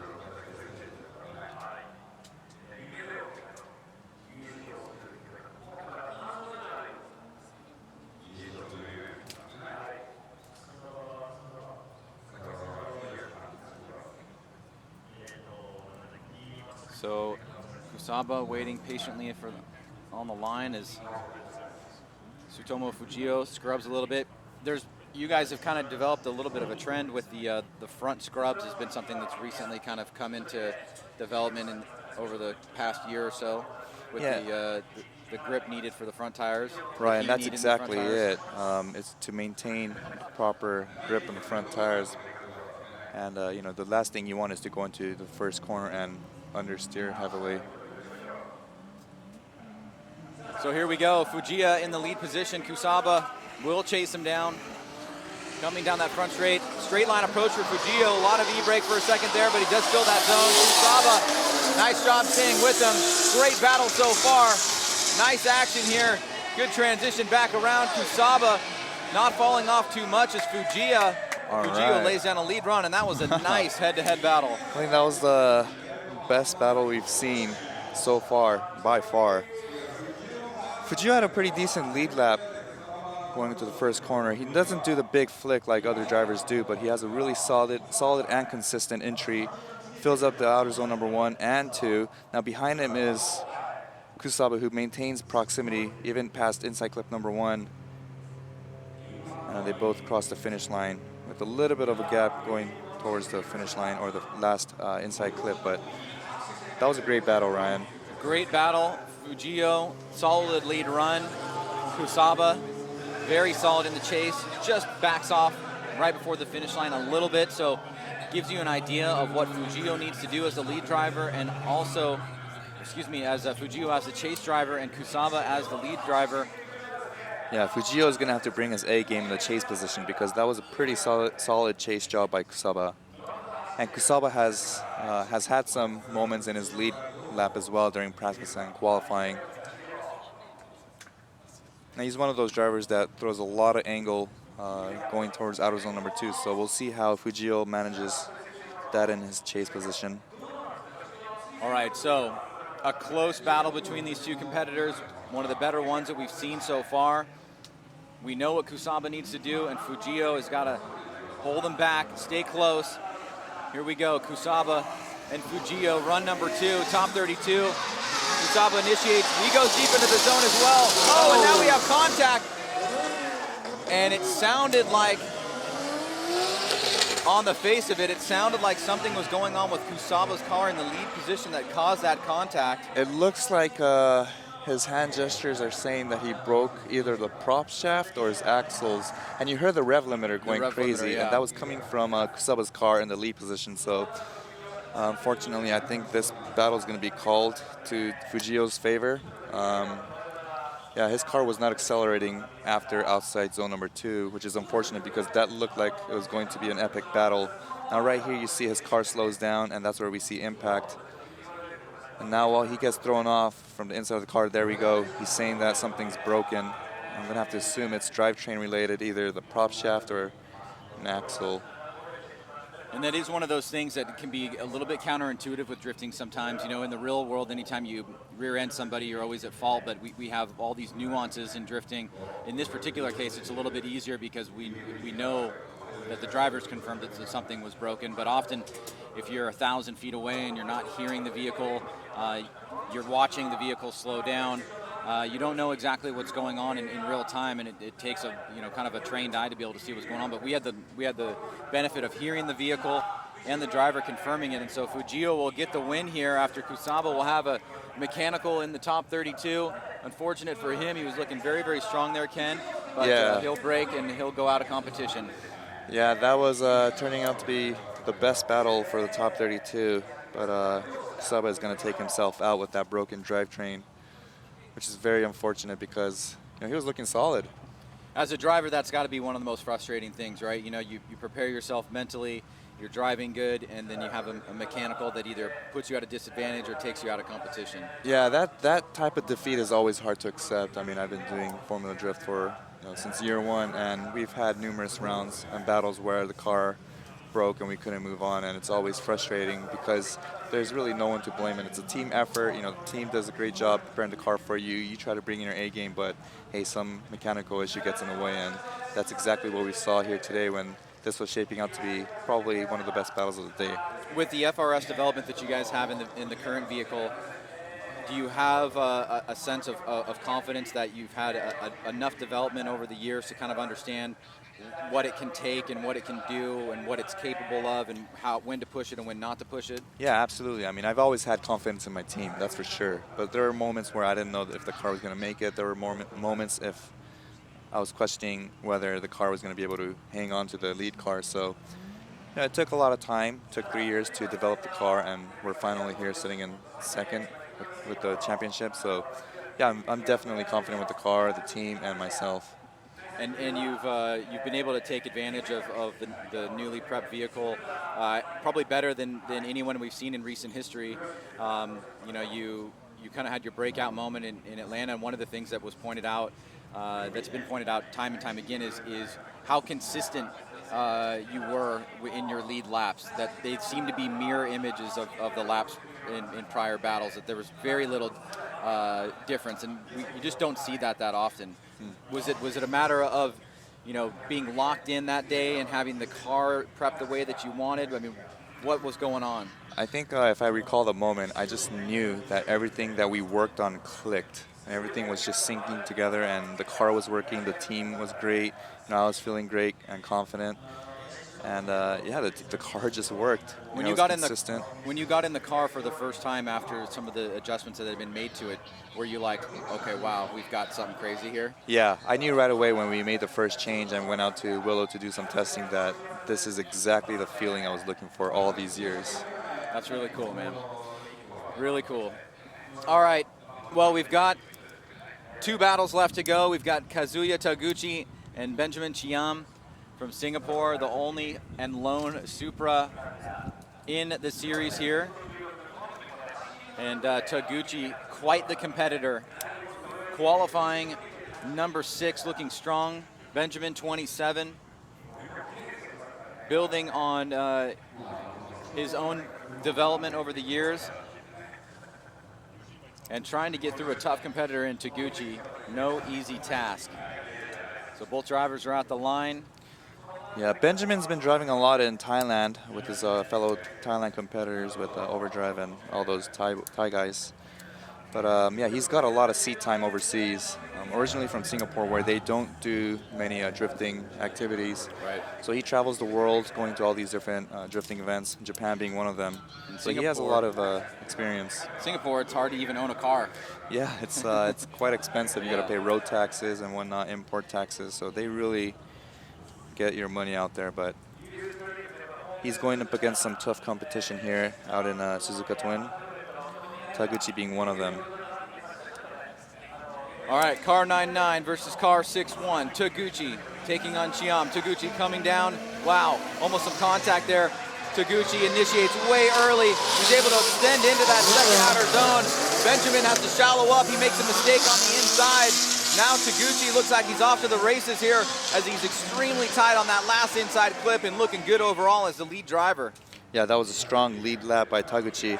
And Benjamin behind him, he tried to close the gap on outer zone number 1, but lost momentum and went shallow at outer zone number 2. Now, if we take a look at the replay right here, you'll see Taguchi with a really strong entry. Now, he initiated very early, didn't he? Right.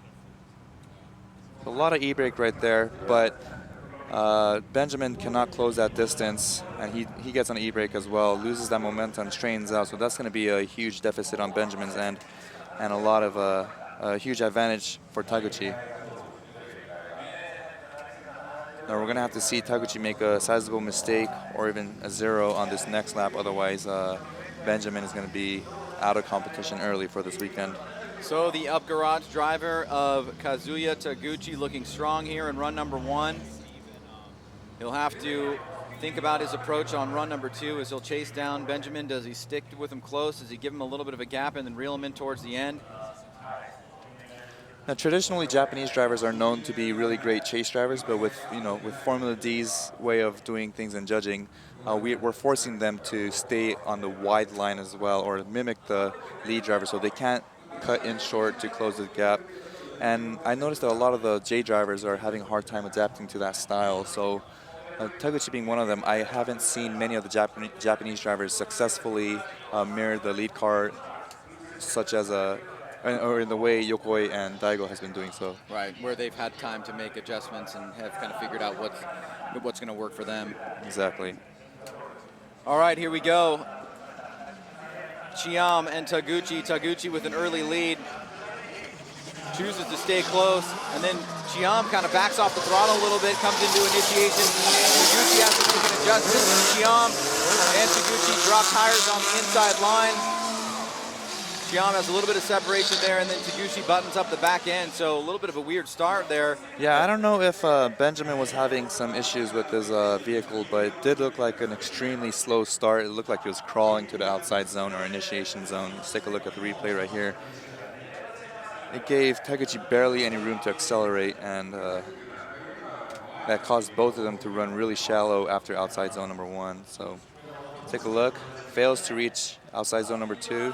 Both go on the inside with 2 tires off.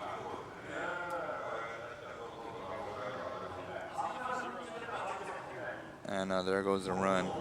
It just looked like Benjamin was crawling to the initiation zone.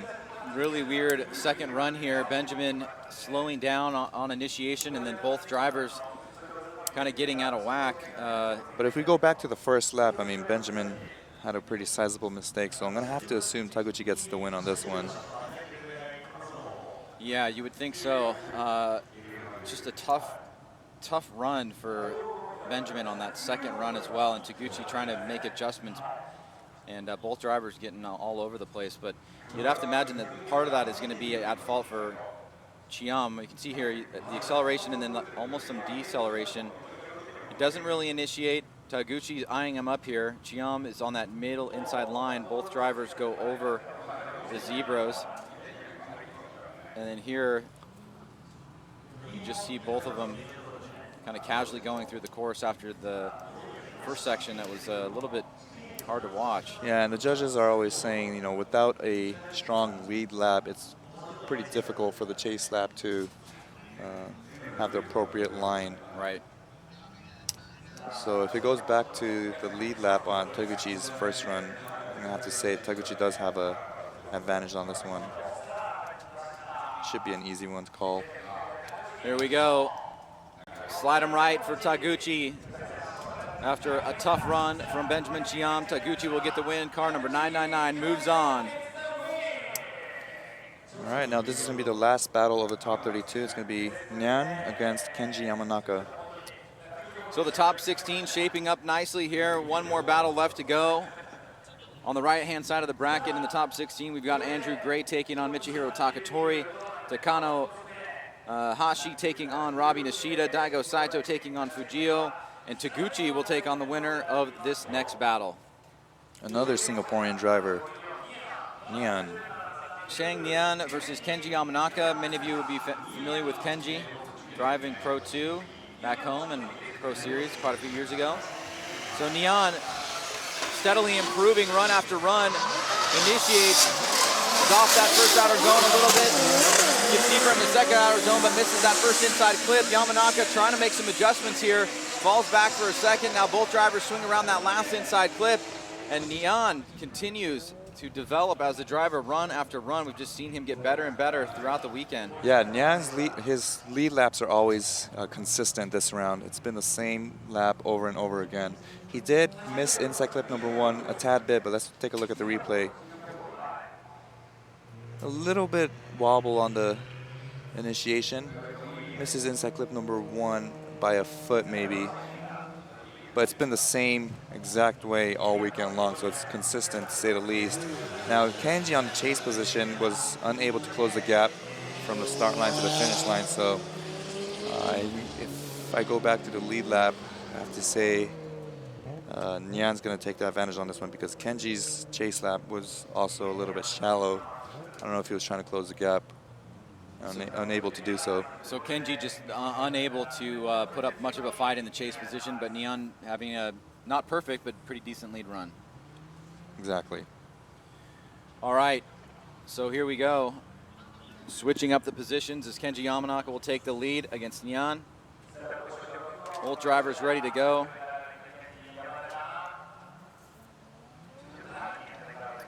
And they're out of the gate. Yamanaka, Nian, second battle, last run of the top 32. Yamanaka initiates Nian, takes an inside approach, closes the door. Nice job by Nian, good anticipation here. Yamanaka does hit that first inside clip, but look at that, no separation as Nian battles his way through the smoke cloud, driving with muscle memory, and that's the smokiest I think we've seen the course so far. So good run here by both these drivers. Solid run by these two. Kenji's lead lap was pretty good on this one, if you take a look.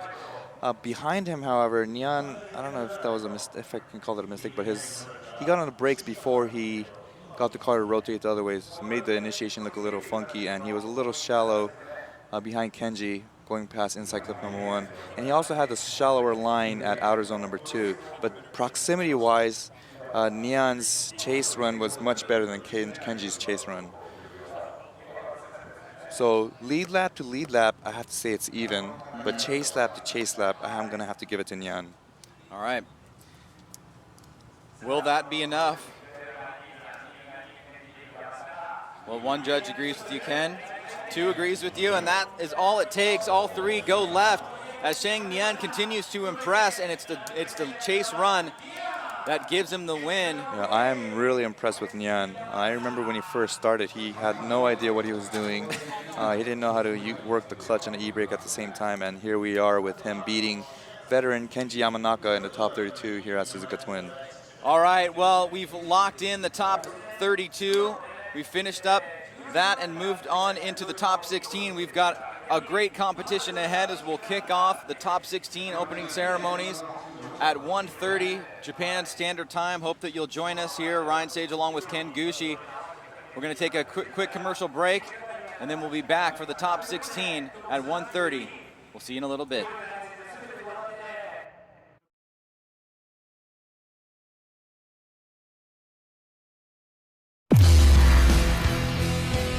全てはここから始まり、高いクオリティを追い求めてモータースポーツと共に進化する。それがトップ2。